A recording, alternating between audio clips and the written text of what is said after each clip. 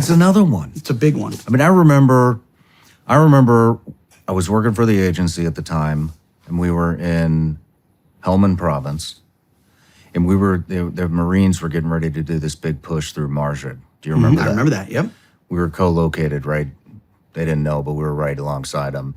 And I remember when the ROEs came out for that under the Obama administration, it was, if they shoot at you and drop their weapon, you cannot return fire. In a war. And I was like, man, like, you just cut these guys' legs out right out from under them. Like, nobody's even, what are we doing? Like, you just put the fear of God in these guys that if they have to do their job and defend the country, that they're going to go to prison for the rest of their life. I mean, what?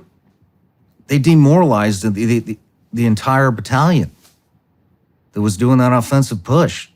And I mean, it's just, this has been a long process. That's why I say the rules of war for winners, because why are we fighting an enemy? Why have we spent the last 20 years fighting enemies that don't abide by rules at all? And these are rules written by like dudes in cloakrooms in Europe after World War I, because they thought that they could fight polite wars in the future amongst European nations.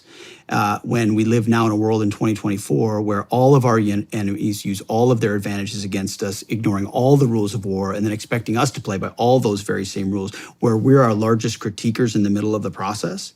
And then we wonder why the war never ends and why it perpetuates itself, and then why we're throwing our own guys in jail. Because we've written rules that are impossible, that are written for us to lose, that are written for our guys to be in handcuffs.